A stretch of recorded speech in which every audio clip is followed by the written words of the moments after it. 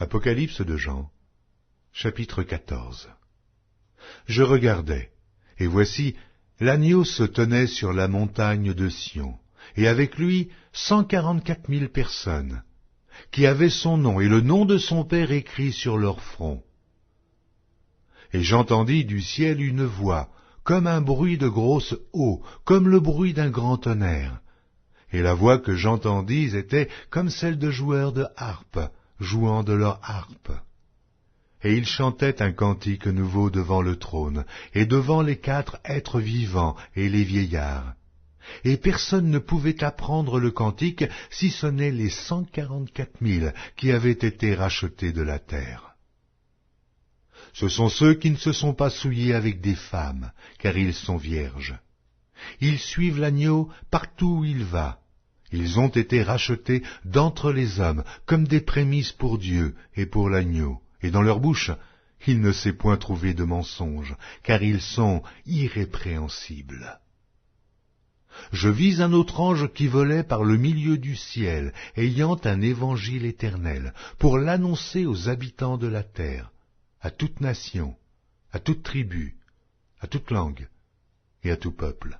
Il disait d'une voix forte, « Craignez Dieu, et donnez-lui gloire, car l'heure de son jugement est venue, et adorez celui qui a fait le ciel, et la terre, et la mer, et les sources d'eau. » Et un autre, un second ange, suivit en disant, « Elle est tombée, Babylone la grande, qui a abreuvé toutes les nations du vin de la fureur de son impudicité. » Et un autre, un troisième ange, les suivit, en disant d'une voix forte, « Si quelqu'un adore la bête et son image, et reçoit une marque sur son front ou sur sa main, il boira lui aussi du vin de la fureur de Dieu, versé sans mélange dans la coupe de sa colère.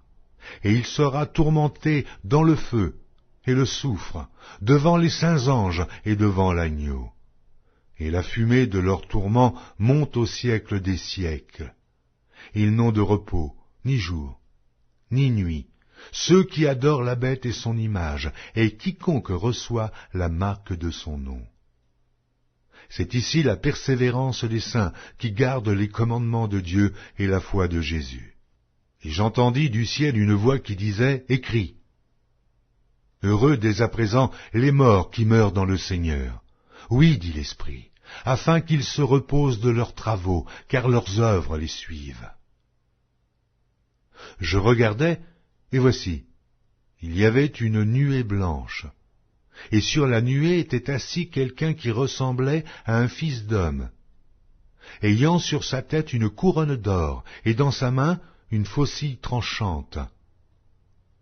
Et un autre ange sortit du temple, criant d'une voix forte à celui qui était assis sur la nuée, « Lance ta faucille et moissonne, car l'heure de moissonner est venue, car la moisson de la terre est mûre. » Et celui qui était assis sur la nuée jeta sa faucille sur la terre, et la terre fut moissonnée. Et un autre ange sortit du temple qui est dans le ciel, ayant lui aussi une faucille tranchante. Et un autre ange, qui avait autorité sur le feu, sortit de l'autel, et s'adressa d'une voix forte à celui qui avait la faucille tranchante, disant, « Lance ta faucille tranchante, et vendange les grappes de la vigne de la terre, car les raisins de la terre sont mûrs. » Et l'ange jeta sa faucille sur la terre, et il vendangea la vigne de la terre, et jeta la vendange dans la grande cuve de la colère de Dieu. Et la cuve fut foulée hors de la ville, et du sang sortit de la cuve jusqu'aux morts des chevaux, sur une étendue de 1600 stades.